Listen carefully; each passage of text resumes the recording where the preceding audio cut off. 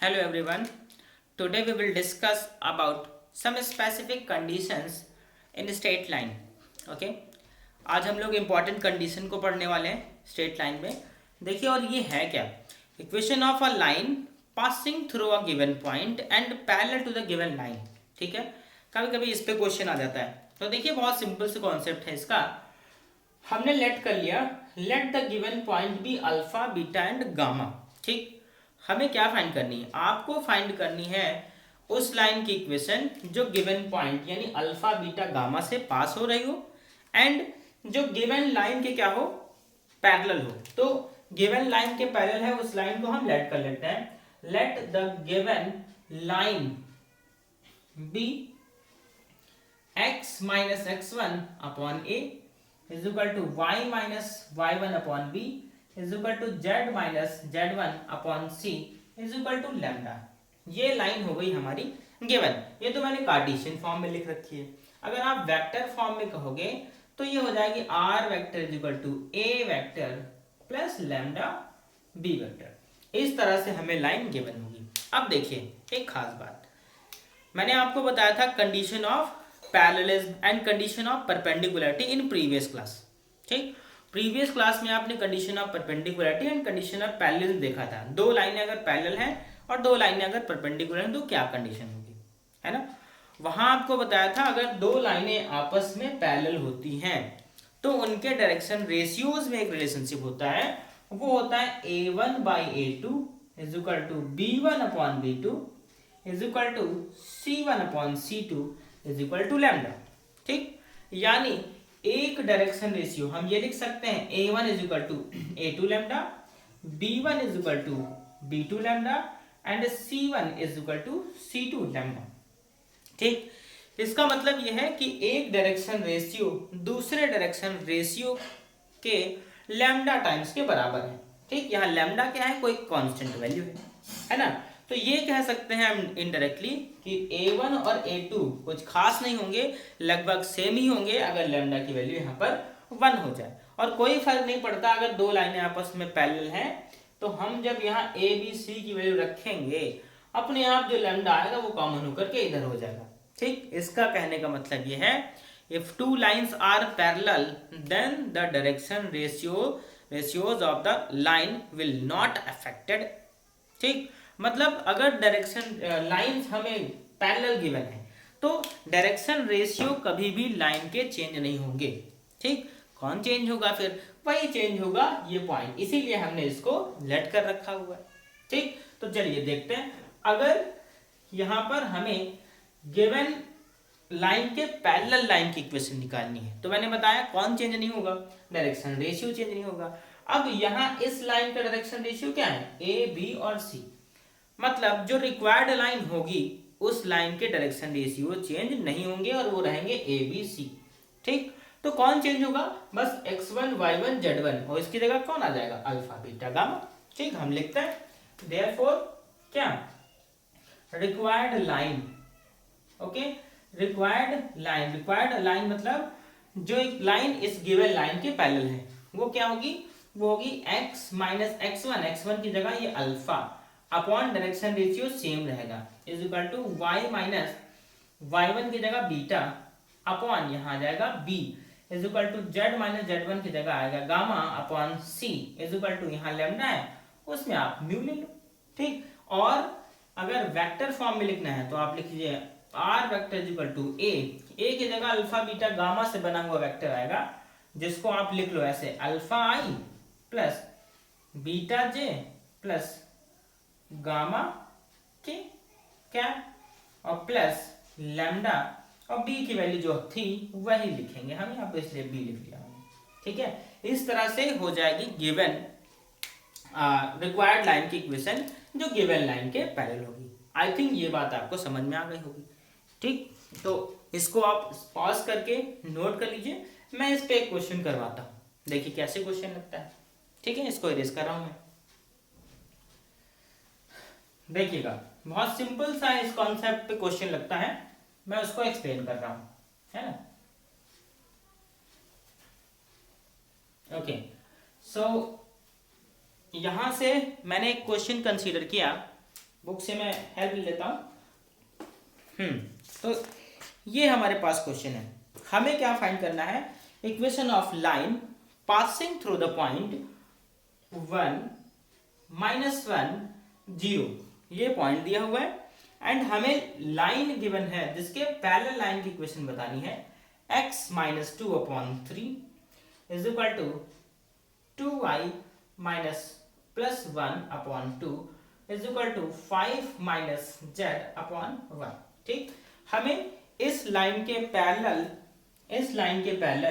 एक लाइन की इक्वेशन बतानी है जो इस गिवन पॉइंट से पास हो रही हो।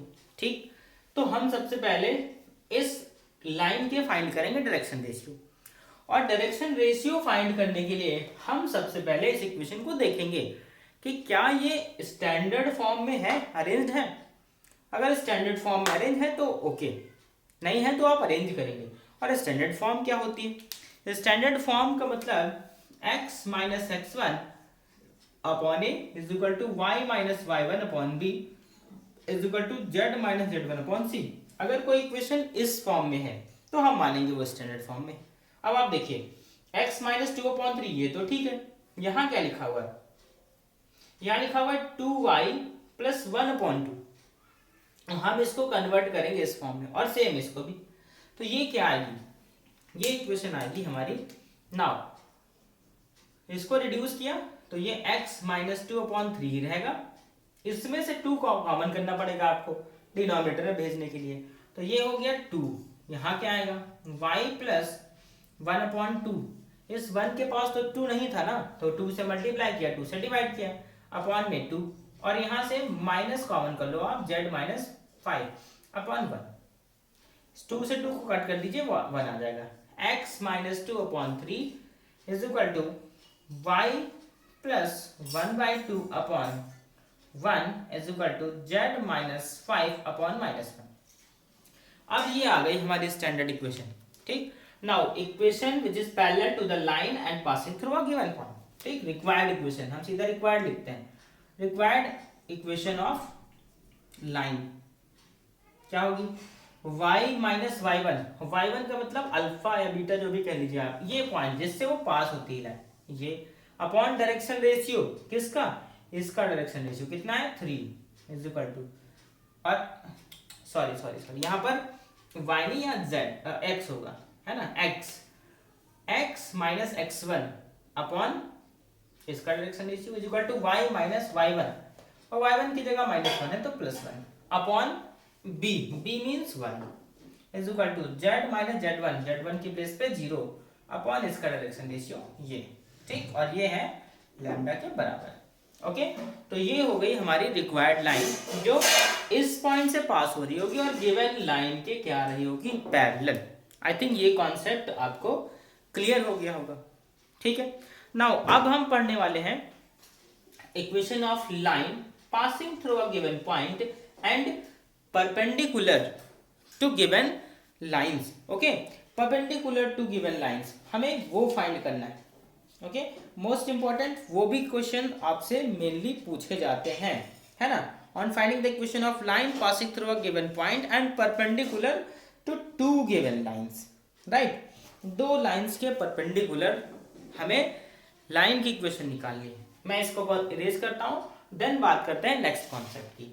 आई थिंक ये क्लियर हो गया होगा आपको, है ना। चलिए देखते हैं नेक्स्ट कॉन्सेप्ट इसी में।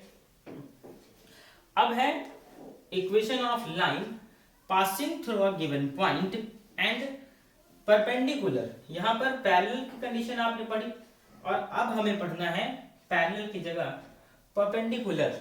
ठीक है भाई, passing through given point and perpendicular, यहां पर परपेंडिकुलर है। ठीक, परपेंडिकुलर टू 2 गिवन लाइंस।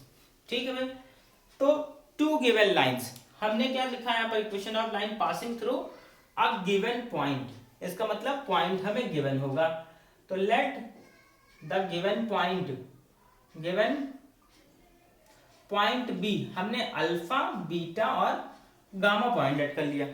ठीक, and perpendicular to two given lines. तो भाई टू गिवन लाइंस भी होंगी, हमने लेट कर लिया।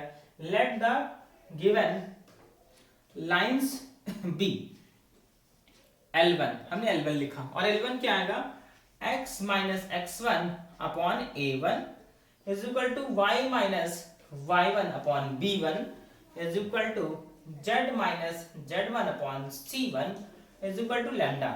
ये लैम्डा नहीं लिखा होता है, हमने लिख लिया, ठीक। और L2 एक और लाइन हमने कंसीडर की जो है x minus x2 upon A2 y minus y2 upon B2 and z minus z2 upon C2 is equal to mu. दो कांस्टेंट हमने लैम्डा और म्यू मान लिए। ये टू गिवन लाइंस हैं और ये अल्फा बीटा गामा क्या है, गिवन पॉइंट है। ओके, अब आपको क्या करना है, आपको उस लाइन की इक्वेशन फाइंड आउट करनी है जो इस पॉइंट से पास हो रही होगी and in two given lines के क्या होगी, परपेंडिकुलर होगी, ठीक। मोस्ट इंपॉर्टेंट ये कॉन्सेप्ट है इसका, जरा समझिए। तो हमने कहा let the required line be, let the equation of required line be. देखिए रिक्वायर्ड लाइन की इक्वेशन क्या होगी भाई, इक्वेशन लिखने के लिए किसकी किसकी नीड होती है, पॉइंट की एंड डायरेक्शन रेशियोज की। तो पॉइंट तो हमें गिवन है ना, अननोन कौन है, अननोन है डायरेक्शन रेशियोज, और डायरेक्शन रेशियोज आइडेंटिफाई करने के लिए, फाइंड करने के लिए हमें L1 और L2 टू लाइंस गिवन है। चलिए देखते हैं। Let the equation of required line be x minus x1 की जगह अल्फा लिख ले अपॉन डायरेक्शन रेशियो हमने a लिख लिया is equal to y minus y1 मतलब बीटा अपॉन b लिख लिया is equal to z minus z1 की जगह गामा लिख लिया अपॉन c लिख लिया। और इधर कांस्टेंट लिखो या ना लिखो कोई फर्क नहीं पड़ता, हमने t लिख लिया, ठीक है। ये अल्फा भी है, ये अल्फा है। Okay, now x minus alpha upon a, y minus beta upon b and z minus gamma upon c is equal to t। ये रही हमारी रिक्वायर्ड इक्वेशन।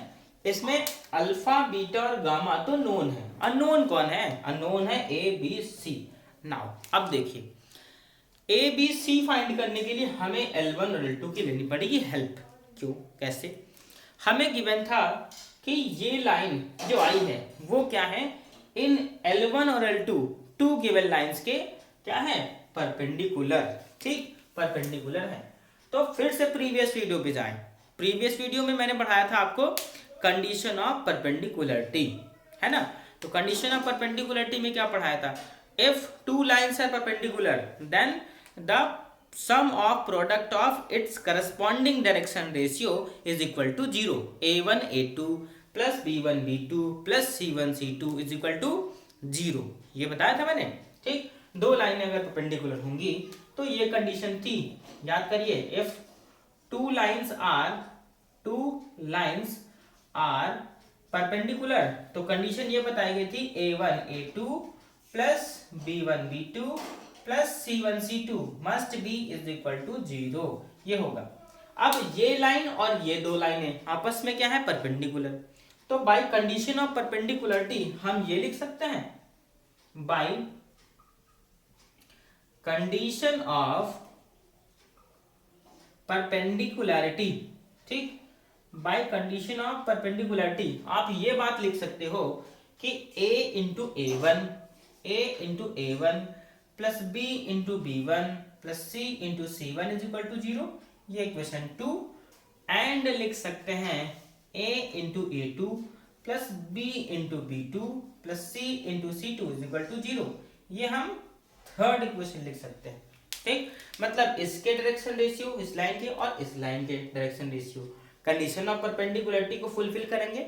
इस लाइन का डायरेक्शन रेशियो और सेकंड लाइन का डायरेक्शन रेशियो भी condition of perpendicularity को fulfil करेंगे। तो ये मिल गया हमें इक्वेशन। अब क्या करना है, अब आपको फाइंड करना है यहां से ए बी सी की वैल्यूज। और ए बी सी कैसे मिलेगा, तो ए बी सी मिलेगा हमें by cross multiplication method, most important, ठीक। इतना नोट कर लीजिएगा, वीडियो पॉज करके मैं इरेज कर रहा हूं क्रॉस मल्टीप्लिकेशन आपको बताने के लिए, ठीक है। तो देखिए कैसे निकाला जाएगा क्रॉस मल्टीप्लिकेशन मेथड से एबीसी की वैल्यूज। ओके, मैं अरेंज कर रहा हूं इतना। देखिए, तो ए बी सी फाइंड करने के लिए सब काम करना है। ओके, ये रिक्वायर्ड लाइन की इक्वेशन है। देखो भाई, ये दो इक्वेशन है, हमें क्रॉस मल्टीप्लिकेशन यूज करना है बाय क्रॉस मल्टीप्लिकेशन मेथड। यहां लिखेंगे हम बाय क्रॉस मल्टीप्लिकेशन मेथड। ठीक, मल्टीप्लिकेशन मेथड, और क्रॉस मल्टीप्लिकेशन मेथड में क्या होता है, यहां लिखेंगे आप a अपॉन, फिर यहां लिखेंगे माइनस बी अपॉन, फिर यहां लिखेंगे c अपॉन, और यहां पर लैम्डा, कोई कांस्टेंट a, और a के अपॉन में कौन आएगा, देखो a को हाइड किया, ठीक, ऐसे हाइड किया, जो दिख रहा है उसको क्रॉस मल्टीप्लाई करेंगे, एक्सेप्ट b और c को छोड़ करके, सिर्फ कोफिशिएंट को मल्टीप्लाई करना है। b और c तो आपने लिख ही रखा है, ओनली कोफिशिएंट मल्टीप्लाई होंगे, तो b1 c2 क्या आएगा, b1 c2 minus b2 c2, यहां माइनस होता है b2 और c2, ये आ गया b2 c1, b2 c1, okay, b2 और c1, ओके। नाउ b, अब b के साथ आ जाओ, इसको हाइड किया, जो बचा उनका cross multiply, a1 c2 minus a2 c1, अब c को हाइड करो, तो ये हाइड हुआ, कितना मिलेगा, a1 b2 minus a2 b1। अब देखिए, यहां से b1 c2 b2 c1, ये एक न्यूमेरिक वैल्यू होगी, क्वेश्चन में न्यूमेरिक वैल्यू मिलेगी, तो a की वैल्यू क्या आएगी, therefore a is equal to, ये उठा करके इधर मल्टीप्लाई कर दिया, भाई क्लास 10th में ऐसे करते थे, इसको उठा के इधर लैम्डा के साथ भेजा, तो lambda into b1 c2 minus b2 c1, and b की वैल्यू क्या होगी, b is equal to, lambda के साथ गया लैम्डा, माइनस था, इसको पहले लिख लेंगे हम, a2 c1 minus a1 c2, ये माइनस इसको प्लस कर दिया, इसीलिए इसको पहले लिखा, इसको बाद में लिखा, और c की वैल्यू क्या आएगी, c की वैल्यू आएगी a1 b2 minus a2 b1, और लैम्डा तो रहेगा ही। अब a b c मिल गए, इन a b c को हम यहां पुट कर देंगे, putting the value of a b c in equation 1, we will get the equation of required line. ठीक, ए बी सी जो भी आएंगे यहाँ पर पुट कर देंगे आप यहाँ पर, वही हमारा आंसर हो जाएगा। आई थिंक कॉन्सेप्ट क्लियर हो गया होगा आपको, ठीक है ना। इस पे मैं आपको एक क्वेश्चन कंप्लीट करवा दे रहा हूँ, ठीक है। तो चलिए एक क्वेश्चन हम लोग इस पे सॉल्व कर लेते हैं, राइट। इसको आप पॉज करिएगा और फिर नोट कर लीजिएगा, मैं हटा रहा हूँ, ओके। देखिए बहुत सिंपल है, इस पे क्वेश्चन, एक क्वेश्चन आपका बनता है, और मे बी इसी कॉन्सेप्ट पे क्वेश्चन आ जाए, है ना, तो अच्छे से इसको कर लीजिएगा। चलिए देखते हैं।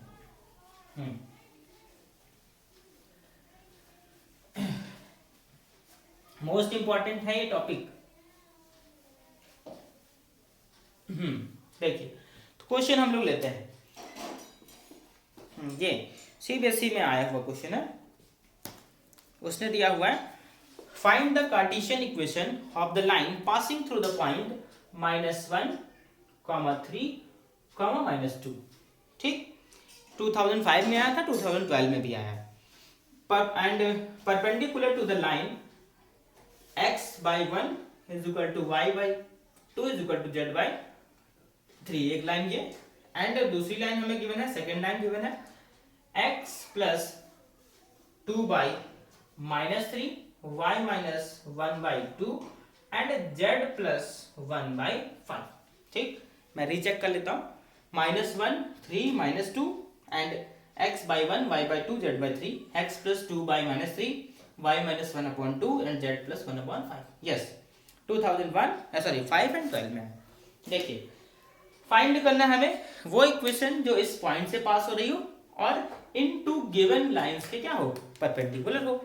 अभी हमने पढ़ा, देखिए इक्वेशन ऑफ रिक्वायर्ड लाइन क्या होगी, इक्वेशन ऑफ रिक्वायर्ड लाइन।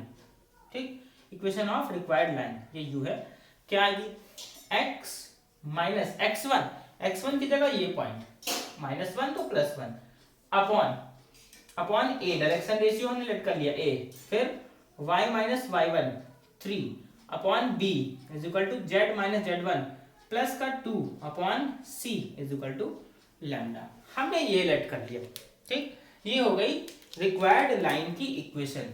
अब अगर हमें ए बी सी की वैल्यूज पता हो जाए तो हमारा आंसर हो जाए। Now according to the question, according to question क्या given lines are perpendicular to required line, ठीक, required lines. Now by condition of perpendicularity, ठीक, now by condition of perpendicularity हमें ए बी सी फाइंड करना है और उसी को find करने के लिए वर्क हो रहा है, ठीक। Now by condition of perpendicularity इसका डायरेक्शन रेशियो और इन सभी का डायरेक्शन रेशियो आपस में कंडीशन ऑफ परपेंडिकुलर की कंडीशन को फुलफिल करेंगे। और ध्यान रहे सबसे पहले इसको चेक करेंगे कि ये इक्वेशंस हमारी स्टैंडर्ड फॉर्म में है भी कि नहीं है। तो ये भी है और ये भी इक्वेशन स्टैंडर्ड फॉर्म में लिखी हुई है, ठीक। Now by condition of perpendicularity क्या होती है, a1 a2 plus b1 b2 plus c1 c2 is equal to 0, ठीक। तो इसका डायरेक्शन रेशियो a, इसका डायरेक्शन रेशियो 1, तो ये आएगा 1a प्लस इसका डायरेक्शन रेशियो 2 और इसका b 2b प्लस ये और ये 3c इज इक्वल टू 0। ये हो गई हमारी second equation. Now third equation -3 into a minus 3a plus 2 into b 2b plus 5 into c is equal to 0। ये हो गई थर्ड इक्वेशन। अब हम क्रॉस मल्टीप्लिकेशन यूज करेंगे, ठीक, using cross multiplication, cross multiplication method, ठीक, using cross multiplication method A B C find करना है, ठीक। यहां होगी, देखिए क्या आएगा ए अपॉन माइनस फिर माइनस बी अपॉन फिर यहाँ सी अपॉन और ये लैम्डा लिखेंगे। देखिए ए के अपॉन में कौन आएगा, ए को हाइड कर लो, जो बचा उसको क्रॉस मल्टीप्लाई कर लो, ठीक। तो ये 2 को 5 से मल्टीप्लाई करेंगे और 2 को 3 से मल्टीप्लाई करेंगे। 5 2 जा 10 माइनस 3 2 जा 6, फिर b को हाइड कर लीजिए, इसको इरेज कर देते हैं हम, ठीक, ऐसे करना है। b को हाइड किया 1 इंटू 5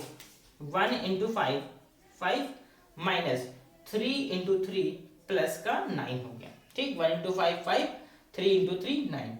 नाउ c को हाइड करो तो 1 इंटू 2 आएगा माइनस 3 इंटू 2 3 2 6 प्लस का 6 हो गया, ठीक है भाई। तो a कितना मिलेगा, therefore a is equal to 10 minus 6 4, तो 4 को इधर भेज दिया, a is equal to 4 lambda and b is equal to 9 4 14 और लैम्डा माइनस का 14 lambda and c is equal to 6 to 8 lambda, ठीक। a b c की वैल्यूज आ गई, okay. Now putting the values of a b c in equation 1 we have, देखिए यहां करता हूं मैं, ठीक। Now equation 1 becomes, now equation 1 becomes